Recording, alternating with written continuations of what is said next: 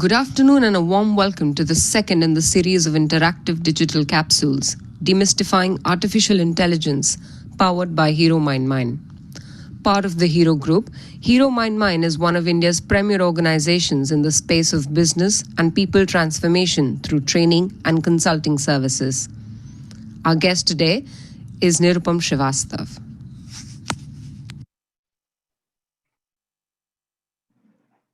Welcome, Nirupam. Nirupam Srivastav is VP Strategy and AI at Hero Corporate Services, with more than 20 years of experience in strategy, digital transformation, and technology. We welcome you, Nirupam. Broadly today, we'll be categorizing our conversation into four thematic areas.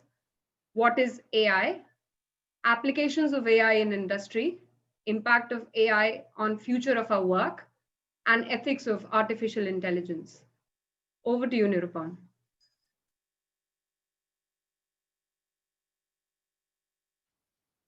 Nirupam, you are on mute.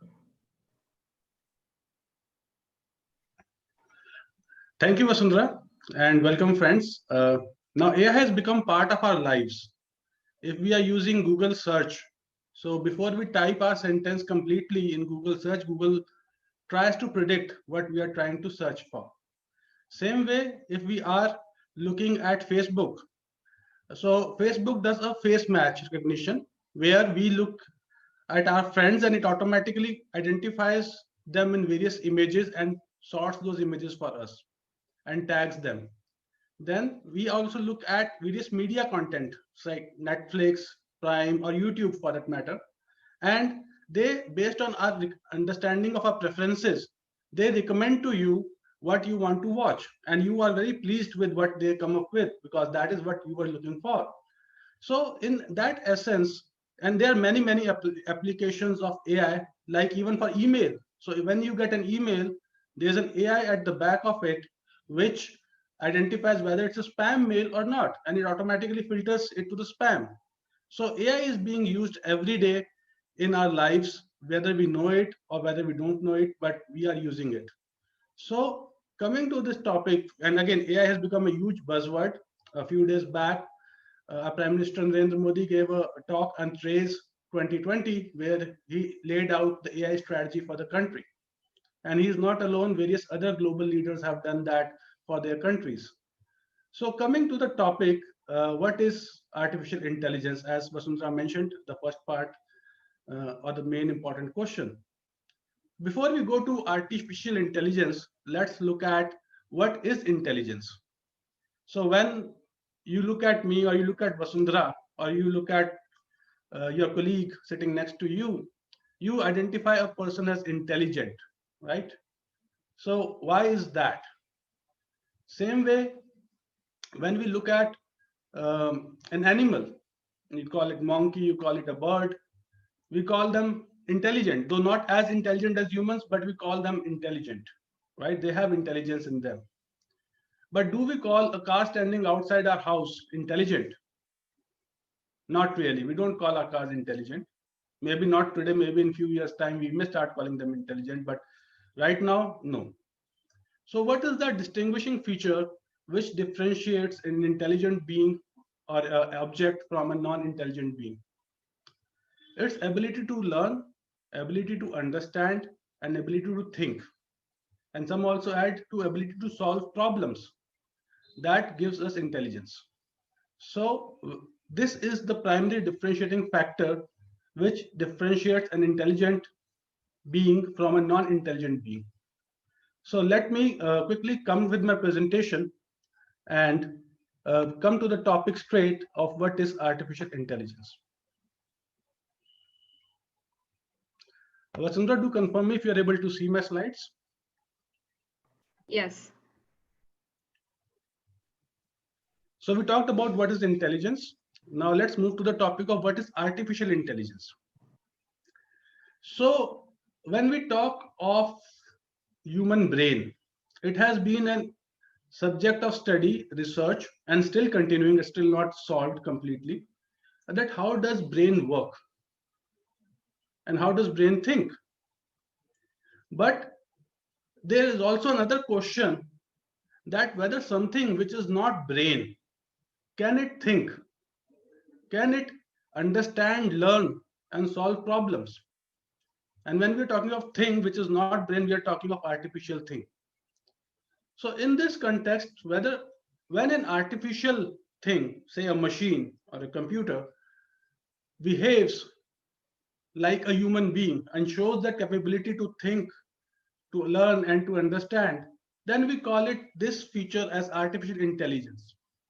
This is being observed or being exhibited by an artificial being, which is not a natural being or natural brain for that matter. So in this context, artificial intelligence is a field of science which enables or which makes machines behave like human beings or smart ability to learn like human beings.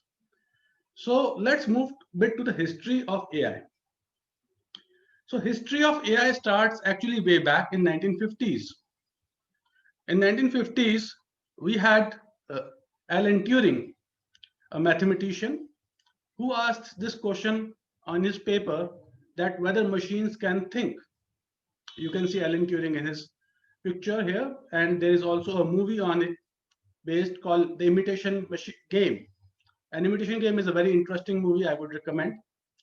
So Alan Turing asked this question whether can machines think? And then he says, how do we check whether machines can think? I mean, even if we are thinking, how do we know?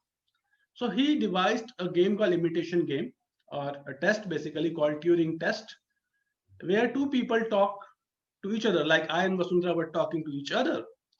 And if the machine is there in place of, say, Vasundhara or myself, and the other person is speaking to that machine, and the person is not able to distinguish whether the other side is a machine or a person, then that passes the Turing test.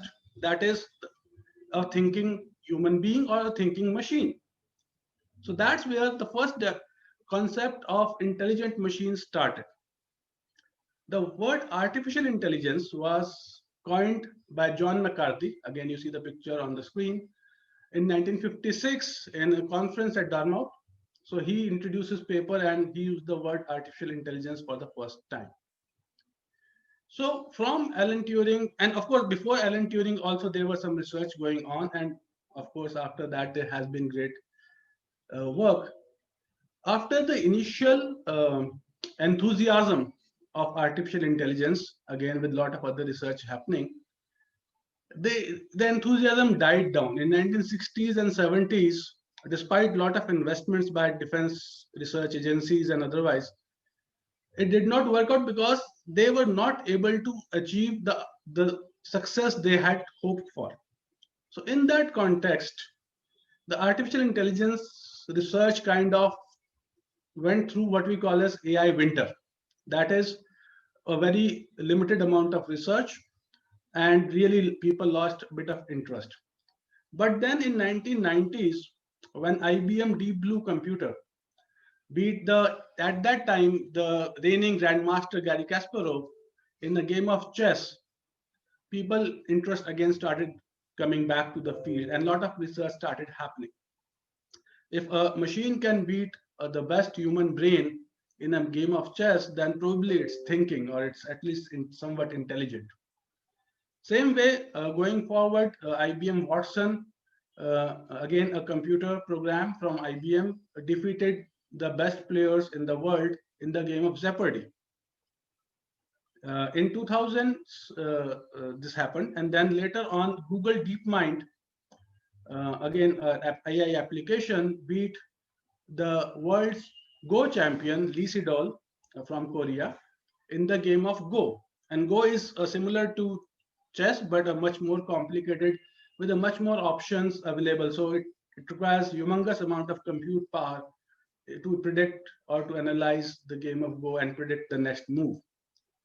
So this was really widely telecasted event because a game of Go is usually revered in the eastern part of the world, in China, Korea, Japan, etc.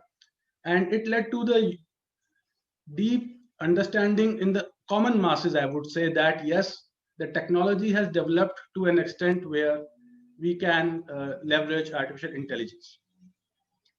So the question would be, if it is 1950s, old, why the buzz now? So I told you about the winter that happened, but why did that winter happen? What were the factors which are available now, which were not available at that time? So the factors, there are primarily four main factors. The first factor is data. As you would realize that artificial intelligence works on data. So earlier it was extremely difficult to have huge amount of data, which is quite natural right now because everything is digital. So we are creating huge amount of data even while I am talking to you, and it's recorded, it's available, it's communicated. So, and this data can be analyzed both in the visual, audio, and otherwise formats. The second element is the compute power. So earlier we had limited computation power, but right now we all know our mobile phones have more power than many of our laptops today. So we have this, and the Moore's law had led to the increase in the computation power, or doubling of computation power every 18 months or less. So we have really huge amount of compute power at our hands, and development of GPUs and TPUs, graphic processor unit, has also led to a lot of development in AI. The third reason is what we call algorithms, mathematical steps which solves problems. So again, with the researchers working on the algorithms, there are now various types of much advanced algorithms, and work is continuing, where we will have, where it is possible to solve those problems which were not possible to solve earlier, and in a much more efficient way. And last but not the least, the development in communications and sensors. So thanks to the so many sensors being developed, we have IoT, Internet of Things, and the telecom communication development in terms of mobile with 4G, 5G coming in. We have ability to have these communication between these sensors and the central computing in near real time. So this is what has enabled a lot of AI applications being developed in different areas, and that has led to what we can now hear a lot of buzz around AI. So that has been the reason. So what are different types of AI? I will quickly run through. So there are primarily three types of AI. The first type is what we call as narrow intelligence, artificial narrow intelligence, ANI. The second type is AGI, artificial general intelligence. And the third form is what we call as artificial super intelligence. So artificial narrow intelligence, also called as weak form of AI, is essentially solving a particular problem through AI. For example, Deep Blue playing a game of chess. So it can only solve the problem of chess. It cannot do anything else. And I'm just giving example. You can have any other example in this particular domain which solves that only that domain's problem. What about AGI then? Artificial General Intelligence. AGI is a more generic intelligence which is like a baby, which learns things as it goes and can adapt itself to various fields. So there has been development in these areas also, like AlphaGo Zero can play different types of games, chess, Go, checkers, etc. But again, in a limited set. So this is still a developing field.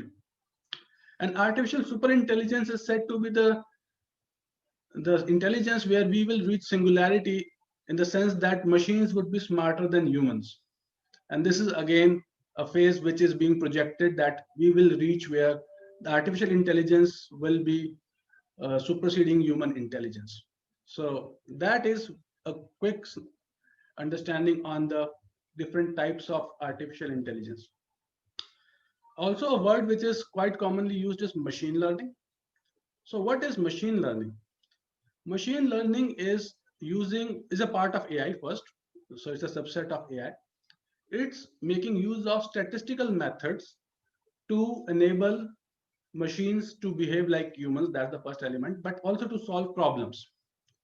So we all know statistics is a field of mathematics, and it is using numbers and data we can ensure or learn from that data and predict an outcome. So and how do you solve problems with machine learning?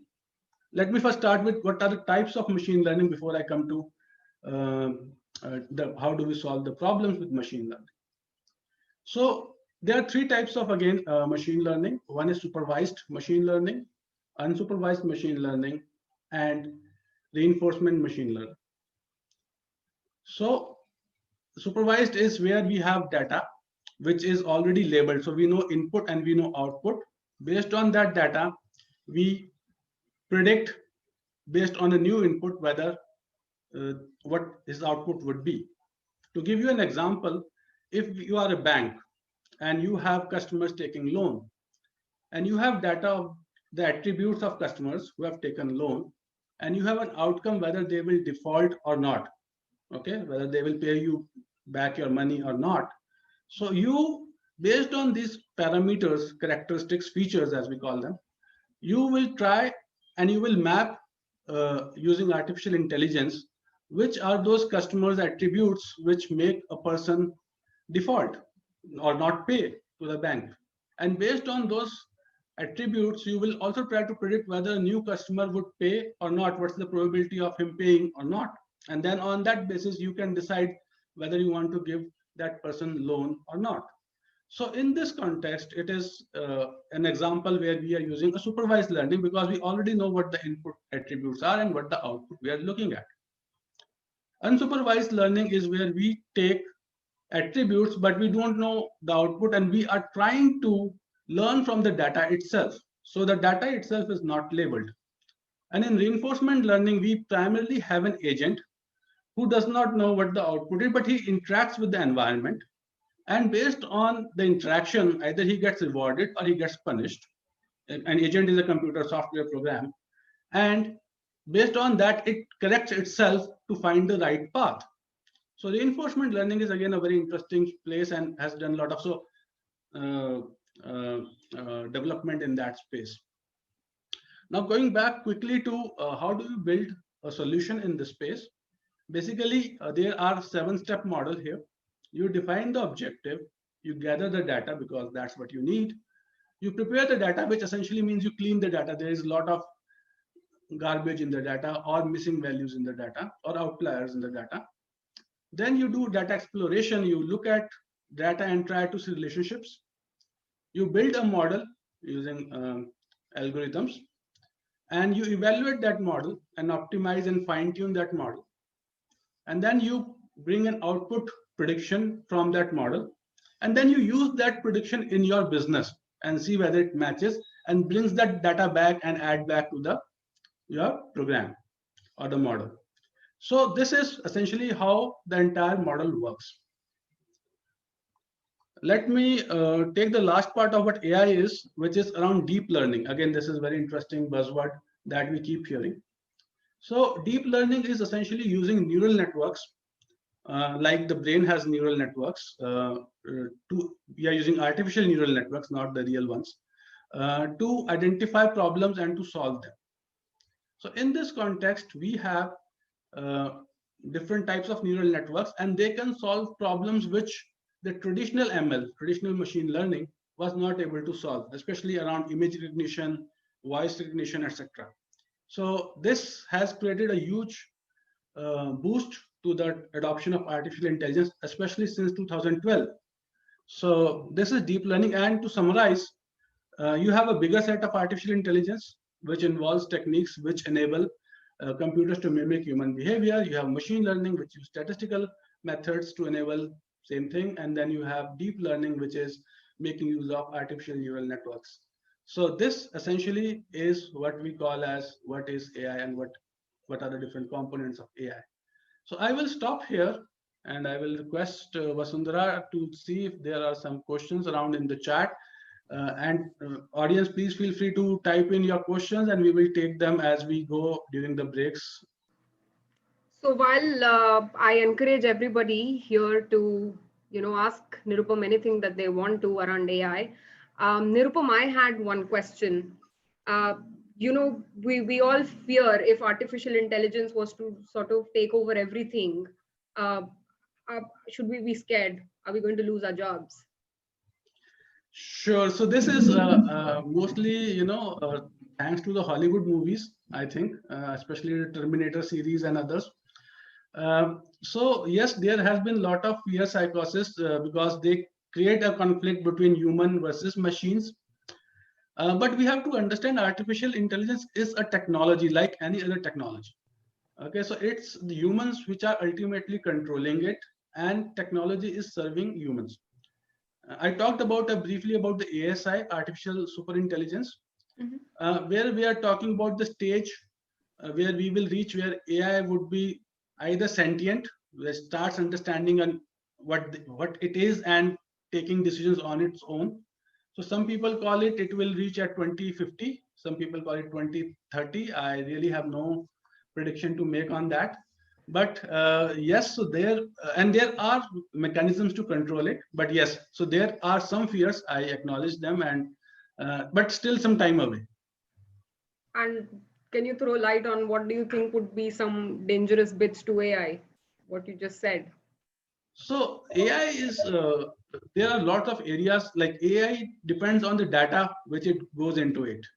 So if the data itself is not the right one, AI will learn from that data. I give you an example of a chatbot called Tay, which Microsoft had developed, and they released it to the people. People can talk to it. So what happened is people started abusing Tay. Okay, and Tay was learning from people, so Tay also learned abuses, and Tay also started abusing people. So and Microsoft had to shut it down. So there are things which can go wrong, and probably there are more than one examples where AI may have created an unintended consequences. So things can go wrong definitely, and you have to create a protective wall around this and environment to experiment and test. Absolutely. All right. So, like I mentioned at the beginning, people who've joined us now, we've broken this conversation into 4 segments. Uh, what is AI? Application of AI in industry. We'll be talking about the impact AI is going to have in the future and ethics of AI. We've completed the first segment and we had a little bit of a chat here in between. Any questions, please write them. I'll be happy to take them in the next segment. Over to you, Nirupam.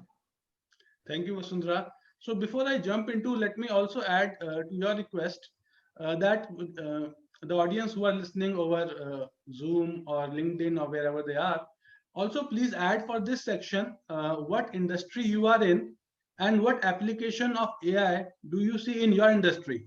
What we will do is we will during this section we will probably take few examples that you would give us and would make an interesting discussion. I'll let you know if there's something that comes up, sure. Sure, wonderful. Yes. So AI application areas, as we discussed a couple of examples earlier in the beginning, and you can see on your screen. So AI has various applications. So if you were to look at the applications of AI from a purely technological perspective, okay, so this is what you are seeing, and I will give you a 3-dimensional view of how to see the applications of AI from an industry perspective. Okay, so from a technological perspective, you have a virtual personal assistant, which is called Siri or Alexa or Google. You have natural language processing, where either it's text to speech or speech to text, or it can also be translation from English to French or to Hindi. That is part of it. Deep learning, again, there are various models around neural networks that can be there. Visualization, which is smart cameras, so your cameras are getting more and more smart. Initially, if you remember, there was in 2000s, for example, if you will buy a digital camera, the camera will come with a feature where if you try to click a picture, it will highlight a box around the face and say face recognition. That was again with machine learning, but later on with deep learning, now we have all cameras with much more intelligence. Okay, then we have audio analytics, sentiment analytics around speech, graph analytics, which is around knowledge bases, image analytics I discussed around, again linked to the visualization. Visualization is around how you represent data. There are different ways to do that. A lot of things have been developed in that space in different industries. Internet of Things, we all know, we have very big examples of IoT, especially Uber, Ola is an example of IoT, and there are many more examples. Robotics is being developed. So now Amazon and Walmart, for example, are filling their warehouses with robots, which will carry goods from one place to another. So there are applications around that. Walmart, by the way, actually for the stores, they were looking for robots, but they canceled the contract yesterday because they felt the humans can do the job equally well than robots and probably equally cost efficient. So they are not really going with that for the stores. But in warehouses, we see a lot of robotization happening. Again, we talk of social machine learning and social network analytics. Social network analytics is essentially identifying the sentiments. So this is very useful for the politicians, especially the elections happening in India, in Bihar, or in US for that matter, and identifying what the mood of people is based on Twitter feeds, Facebook feeds, and what they are talking about. So a lot of analytics happen at the back end and also in the front end in terms of how they tweak their messaging to their targeted audience. So there is a lot of ways by which the technology of AI can be used in different applications. Now we look at this in a 3 dimension I talked about. So there are different industries. The first dimension is what I call as industry. Okay, so you have automotive industry where you are trying to develop autonomous cars. You have a construction industry. You have retail, online retail as well as offline retail where you're trying to leverage AI. You have manufacturing supply chain. You have energy. You have a lot of industries which have a lot of data already in them, so like banking, financial services. So they already are used stores, houses of data, insurance for that matter. Then you have various online retail, online media, which again is a huge source of data which can be leveraged. So all these industries have different applications. I talked about the applications from a technology perspective. This is an industry intersection. So you can see the 2 dimensional between the industry and the different type of applications. There's a 3rd dimension also, which is the functional area. For example, you are doing marketing. So if you are doing marketing, you want to do cross-sell and upsell. And in cross-sell and upsell, you have to identify which are the customer and what their needs are and what you can sell to them. And this can be used across a couple of industries. Same way you can do in risk management. Who will default? It can be done in insurance, who will raise a claim, to the banking, who will not pay a loan, and many other industries. So there is a lot of opportunity around here in different industries. And McKinsey did a study where they looked at what is the value it will create in terms of different sectors and how much value AI will create in different sectors. So you can see there are different sectors like travel and retail on the top right side as a percentage of analytics. Okay, if there is total value of analytics is 100, as a percentage of analytics, how much part would AI create in terms of value? So this gives you a perspective of it. And also thanks to COVID, now travel and retail are severely impacted in that sense. I'm sure the value will get more increased rather than less. So this is where I stop. And before I go to the audience poll, may I request, in case Vasundhara, there are some suggestions or comments around in the chat? For now, let me just quickly start reading, but in the meantime, you can continue. Sure. So guys, I'm just covering the chart you have in front of you. So you have retail, you have travel, transport, logistics, which are really high value impact in terms of the area where AI can make. So they say 5.8 trillion is the value that AI will bring to different industries. So this is available. This study is available from McKinsey Global Institute website, and you have feel free to go and download the entire study. So yes, of course. Sorry to interrupt, Nirupam. We have Mr. Vinay Kumar with us, and he's in the education, or his questions related to the education field, career counseling applications per se, and conducting virtual question papers. So how can, something online help test and predict child improvement, child need areas? Okay, so yes, so definitely there are actually AI-based graders available right now. So and also it leverages the text-based analytics. So both the text-based analytics as well as AI-based graders, which enable an automatic grading of what a student has submitted. So a student has submitted to you an essay. It will try and see the quality of essay based on the sample essays, good quality essays, or the medium or the bad quality essays that you have fed into the algorithm, and it can grade actually the essay. So right now the technology is so advanced actually with the GPT-3. It's a model which has come out that actually entire content can be generated by AI. So there are books which are completely written by AI right now. So a lot of things are happening in this space for sure.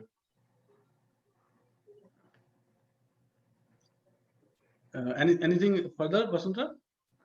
For now, I will keep barging in, I think. Sure, sounds good. So may I request for an audience poll at this time to see where their organization is in terms of AI adoption or AI readiness.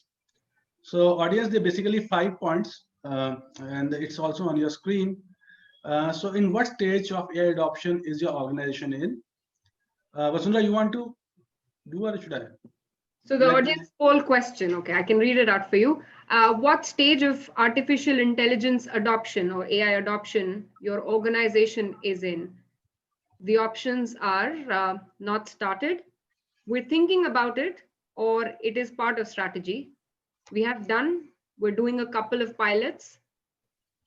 We have implemented 1 or 2 applications of AI. And the last one is we have a pipeline of AI applications.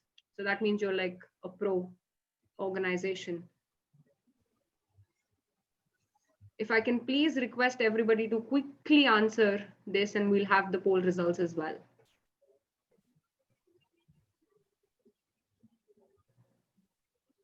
So thank you, Vasundhara. I think these are very interesting questions, especially this is a nascent area. So a lot of people probably would be in early stages. Oh yeah, we get the result. Okay. So yes, 45% of us believe that we're thinking of it or it's part of strategy. So we're still in the beginning, I would say, pilot stages. 36% says, we've done a couple of pilots here and there. 18% have implemented a few applications. Surprisingly, none of us have really, built a pipeline so far. And 9%, which is the lowest here, not started. So yes, I think that gives you a bigger canvas to sort of explain how AI can be used in different industries. Absolutely. And in fact, this is a question which a lot of industry people are asking themselves as well, that how we can increase adoption of AI in different business processes and how we can leverage the value of AI. So again, wonderful result, and thank you, audience, for the sharing your inputs to this. So how do you become an AI first company? So I have a very simple model called REAL: recognize, experiment, adopt, and lead. So why do you need to use AI? We have already discussed. It is creating a huge amount of value across industries. It is solving those problems which was earlier unthinkable. But now, as you are looking at, and there are some of people who have not started yet, so it's quite important for them also to, if they want to start the journey, how they have a path, how they want to take it. The first step is, again, recognize where AI can add value. And this is also equally important step. I mean, that's the most important step. I see a lot of people running for automation, and automation is different than AI, but I'm just taking an example, without having a real use case of automation. And after spending few lakhs to few crores of rupees and spending time on it, and they realize that it's not giving them return. Because what they have not done is not really identified the areas where they can really leverage AI. So that's the first part of it. So you have issues around data application processes, which are siloed. You can see at the bottom of that. The second step is experiment. Experiment requires taking risks. As per one study, 80% of AI experiments fail actually. So it's not that it's automatically a winner. So what you may start with may end up with something else. Like I talked about example of Tay, and probably we'll give some more examples. Uh, uh, and so experimentation is but very important to learn and to study. And that's how we all learn, right? We experiment. Adoption is taking it to an organizational level, where it's not just between your pilot team, but really being used with the customers, with the stakeholders, with your suppliers, and also across multiple functions in your organization. Lead is AI first strategy as to leverage real breakthrough technologies in AI and see or being the first to adopt those and experiment with those technologies. It has much higher risk, but of course a much higher reward as well if they are successful. So there are lots of companies which are willing to experiment with the latest technologies in AI. So these are the 4 steps I would say how to become an AI first company. And there are many examples, and it's not just about your company, it's actually changing the dynamics of business. The industries are getting changed.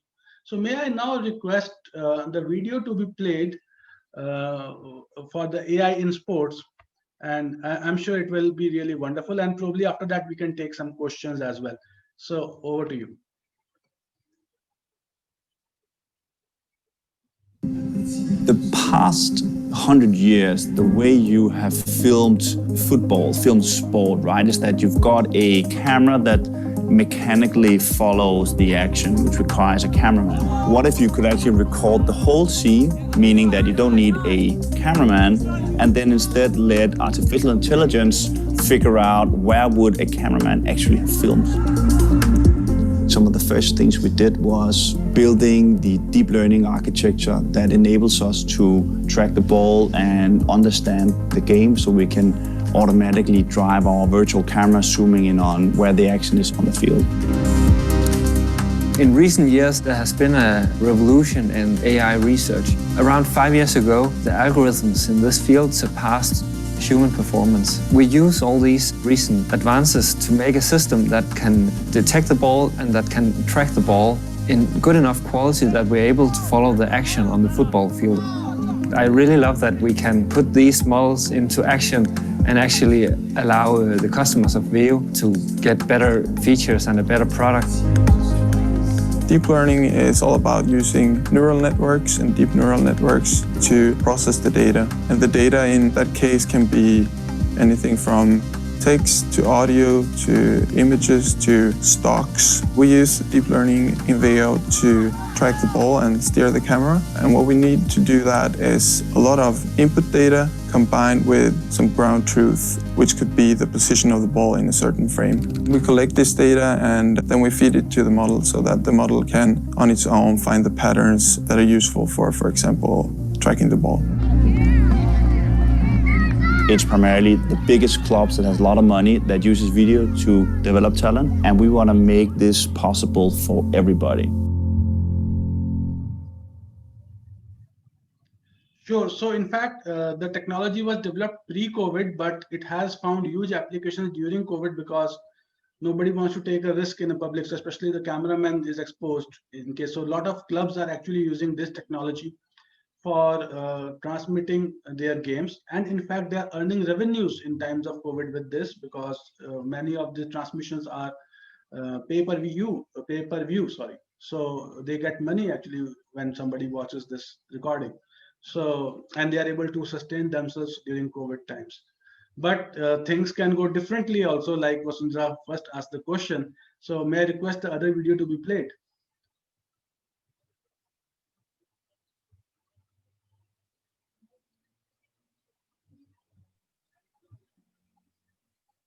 Can we continue? I've got some technical glitch in the video. I'll play it at a later stage, say maybe 5 minutes later. Sure, not a problem. So we will come to it, and to be interesting thing to watch. Okay, so while we continue, I have questions here. Yes, please. So you're saying there is a lot of buzz around AI. There are organizations that show a lot of interest in wanting to start implementing this and start doing things the AI way. But then it's believed, and this is one of the questions that came up, that most of these firms or organizations, they do not proceed post a POC, proof of concept. So why do you think does that happen, and why do you think organizations are scared? Are they scared of letting go of people? If that is what that was something that I asked earlier as well. Are they going to? Is AI going to take all our jobs?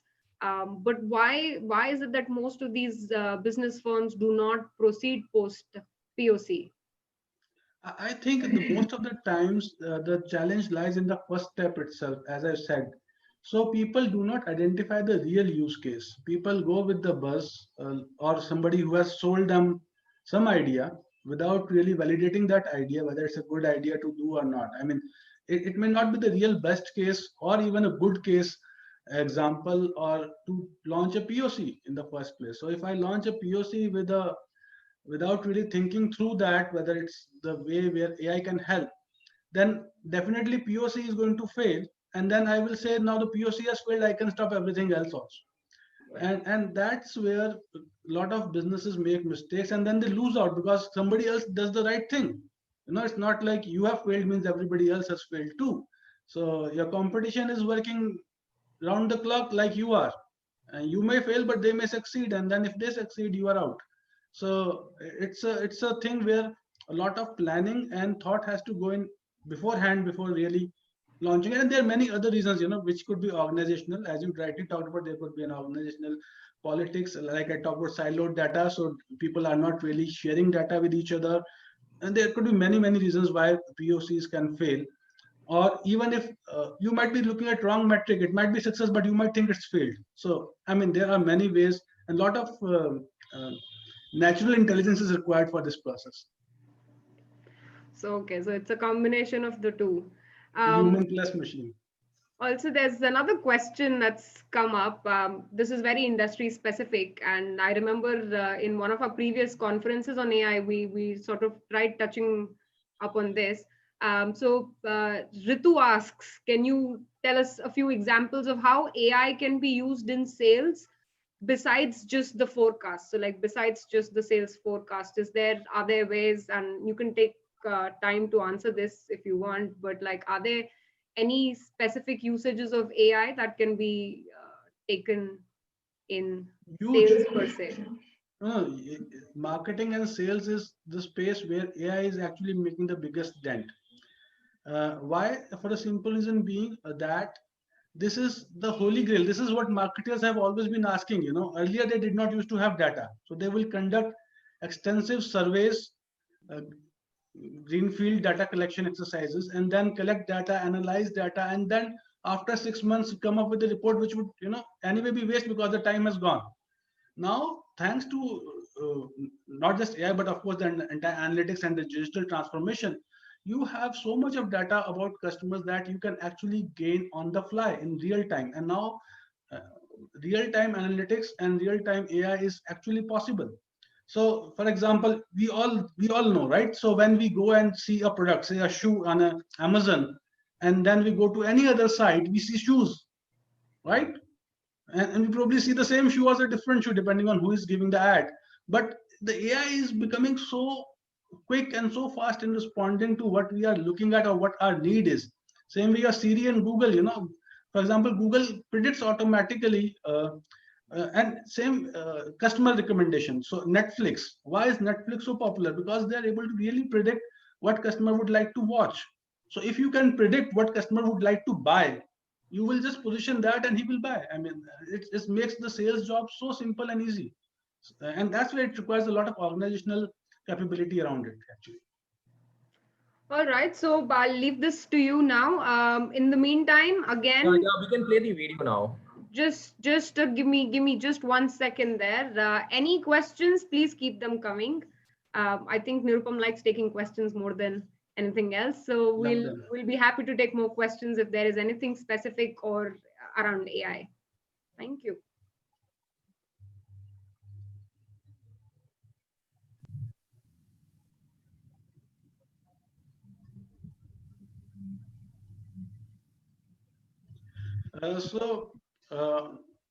Friends, this is a footage which we sourced from the public source, but This is of a match where they are using a camera, not the previous one, the Vio one, a different one, but again, a very successful company for that matter.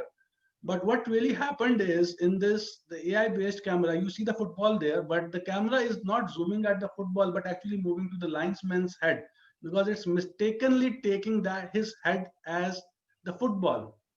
So, and you will see this happening often now. If the ball is there, the camera is here, so things with AI can go wrong, so you have to, I mean, the ball is there, camera moves back here. So we can stop this video, but again, the objective was to showcase that there would be events where the technology can fail and it will fail. So you have to build safe cases around it that yes, it may not work always, and it may not be perfect. So it will take some time. The chess or the Go was not defeated on the first try itself. So there were lots of trials that happened before AlphaGo or Deep Blue were able to beat the Grandmaster or the world leader, world Go champion in the game of Go. So it takes time. So give some time and patience. Again, goes back to the Vasundhara question that first chance of POC failure may not be the real end of it. You may have to try and make it better. Sounds good. So moving back to our deck.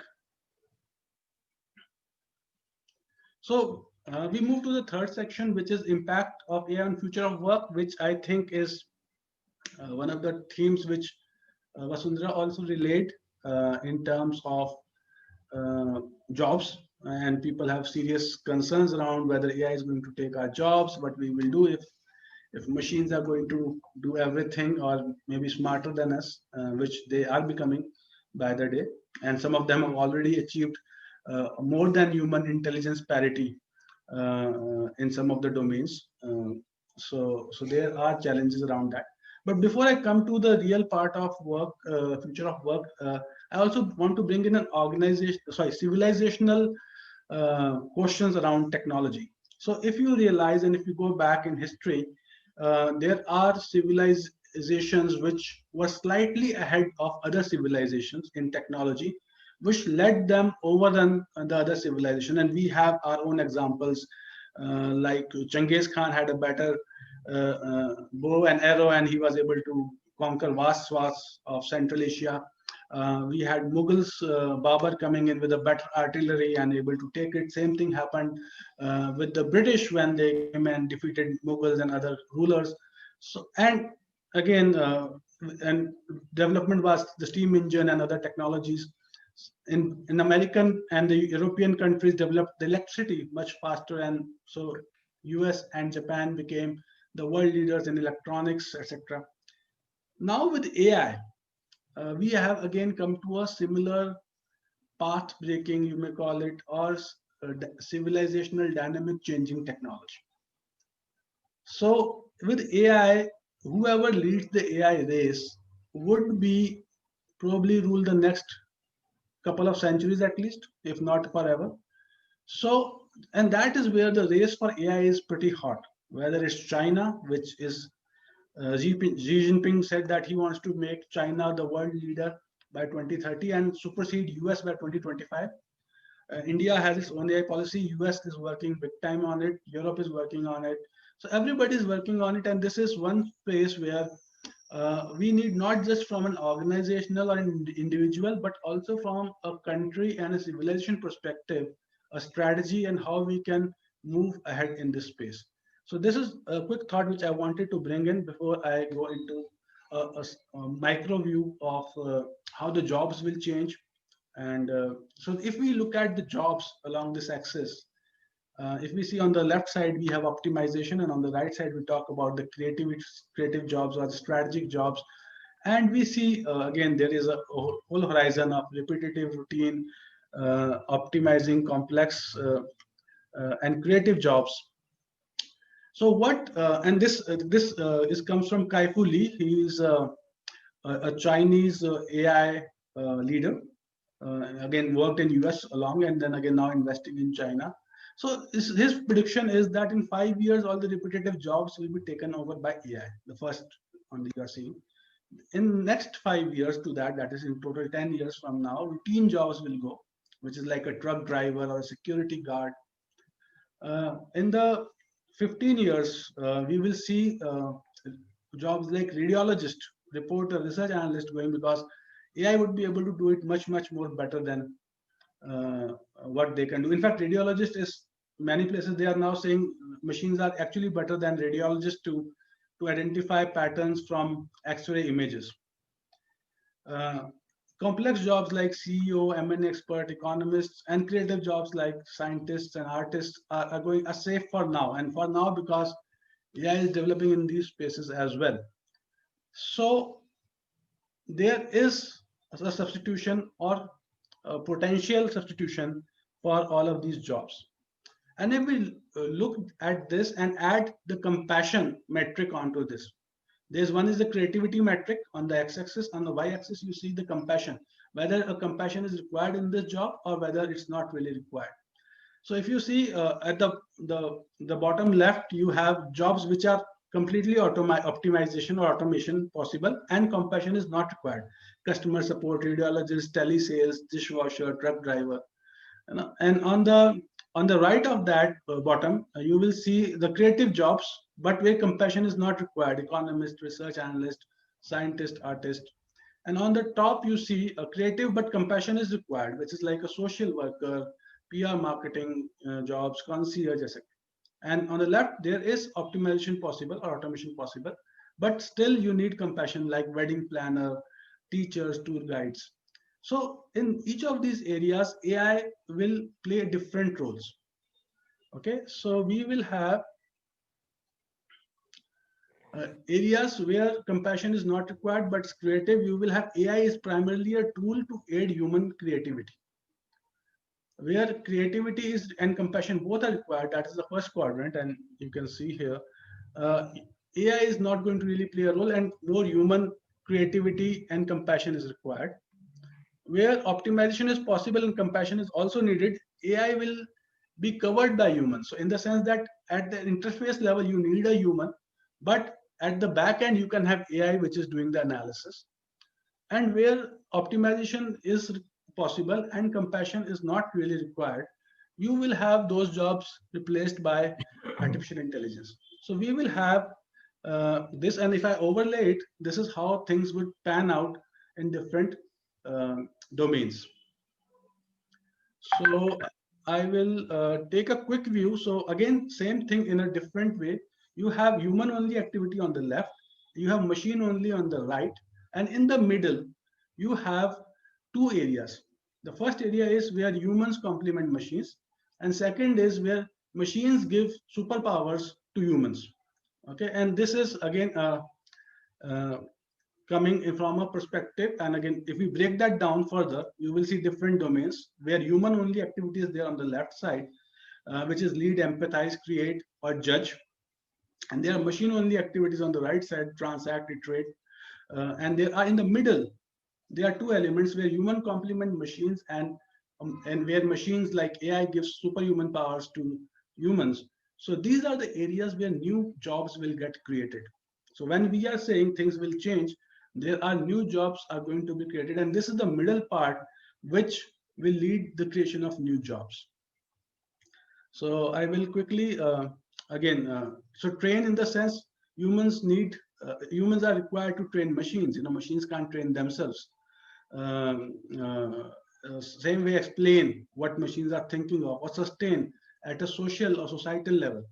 And same way, machines can help humans in terms of amplifying what humans are trying to do. So the outreach, for example, I can speak to, this is one example, but there are many more examples where chatbots can multiply what humans are trying to do at a different level and free humans up. So there are potential ways of looking at it. So I would request to have the video here. And after that, we can take over questions, Vasundhara, in case there are anyone. So this is essentially the domain where the new jobs will get created. And yeah, thank you. And robots as competitors, and the movies and the media really push us in this direction, I would argue. And lead us to then make the next logical conclusion that AI is going to destroy many jobs. But while the human versus machine storyline is a really interesting one for a Hollywood movie, it's a great storyline for a video game, it's not the right storyline for the enterprise. In between these two supposedly competitive sides, we see a diverse area of human and machine collaboration and actually new job categories that the movies and the media can sometimes condition us to miss. We call this collaborative zone the missing middle because these redesigned jobs are still missing in many organizations today, and they're certainly missing from the common narrative we hear in popular culture around AI. So let's walk through some examples of these 6 new categories where people help machines and machines help people. I think they can be very helpful in thinking about how to redesign job descriptions at your company and how to design AI technologies accordingly. We call the first 3 job categories trainers, explainers, and sustainers. Kind of rhymes, doesn't it? And here people in these roles help artificial intelligence. Some of these jobs are certainly technical, but many jobs, interestingly, in the trainer, explainer, sustainer categories require a humanities background, perhaps a background in drama or linguistics. So through augmentation, AI can really change the way you work, change the bundle of tasks that you attend to each day. And we see that this can happen in 3 repeatable ways. First, AI can amplify our cognitive strengths, for example, through data visualizations on your PC screen or through augmented reality. Also, AI can interact with customers on routine tasks to free you up for more creative or strategic tasks during the day. And AI can also embody human skills to extend our physical capabilities in the workplace. And we call these amplified, interactive, and embodied categories of job augmentation. And these are really the 3 ways you can think about augmentation. So if you want to redesign a role, maybe someone on your team, maybe your own, really think in terms of these 3 categories of augmentation.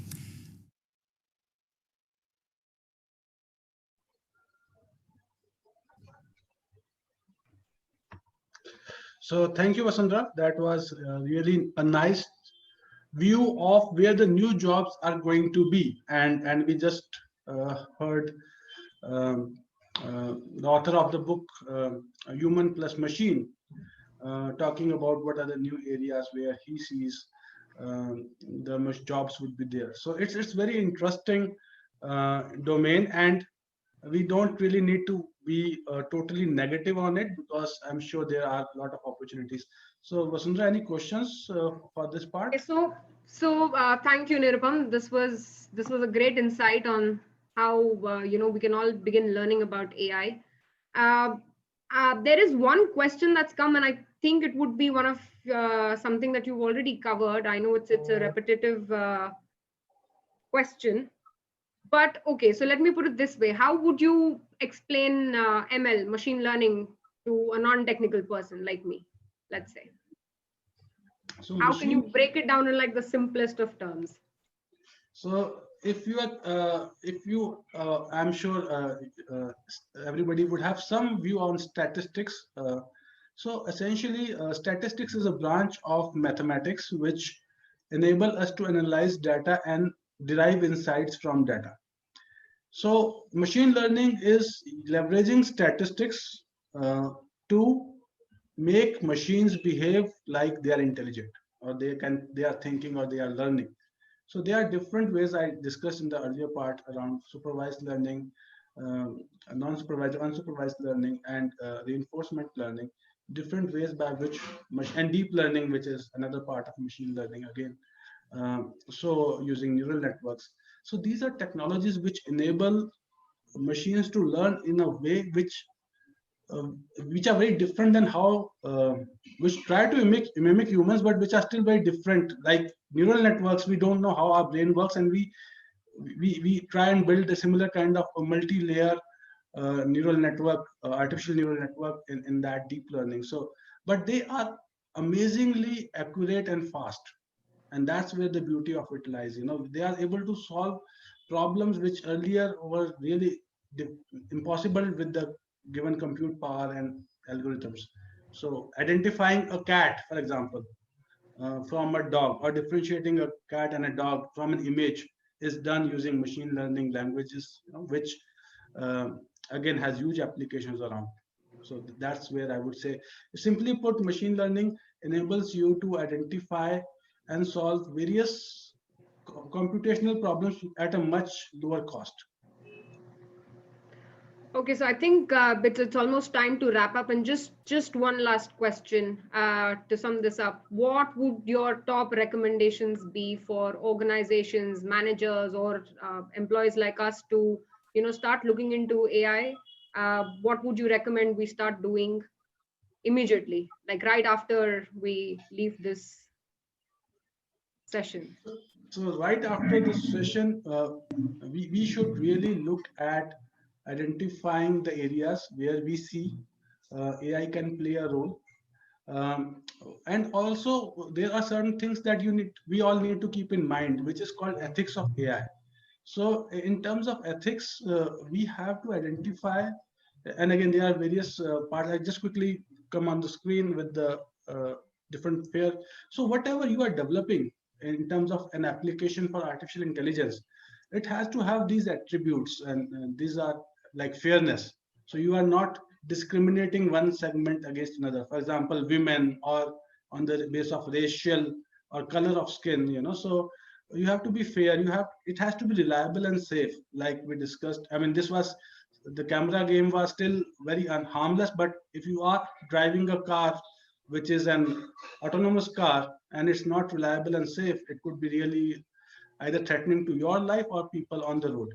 Inclusive privacy and security in terms of how you are using data of different people, especially their personal data, accountable and transparent. So these are the way, and how to do about is very good question. So these are the 6 steps essentially, how to make AI real.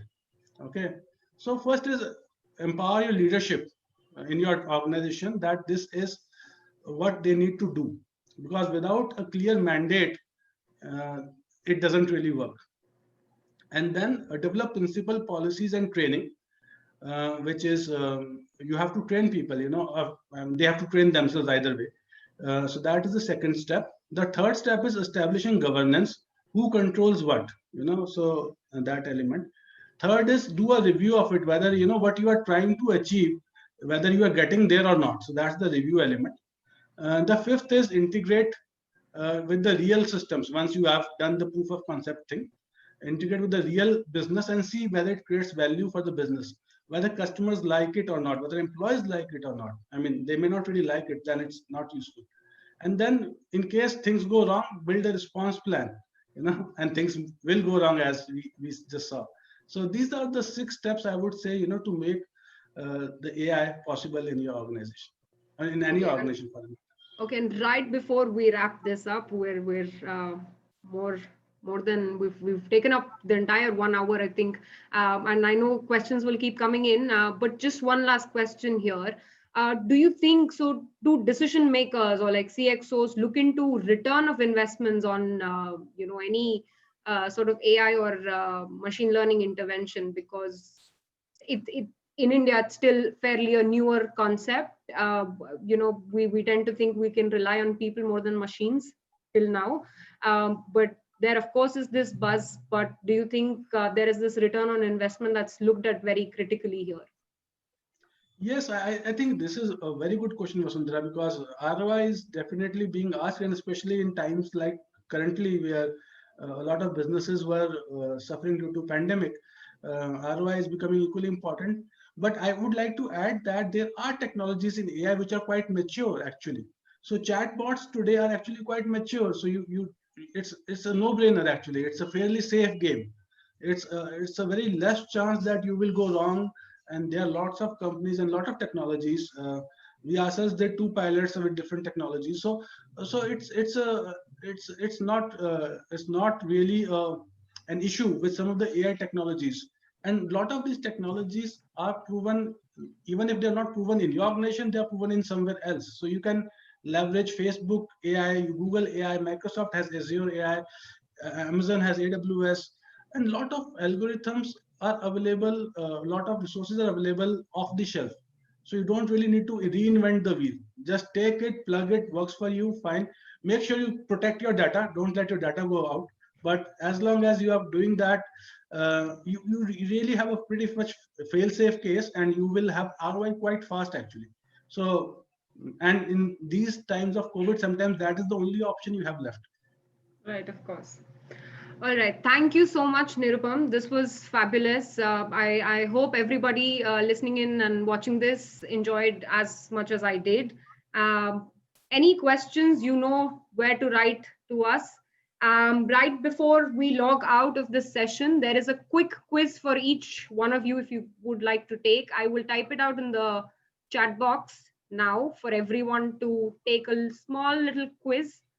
And I hope to see you again next session of Hero Mind Mind's digital capsule.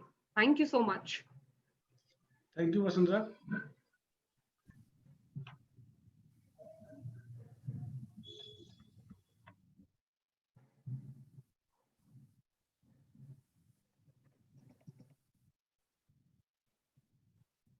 There it is. It's been typed, and I hope you all enjoy your day. Thank you.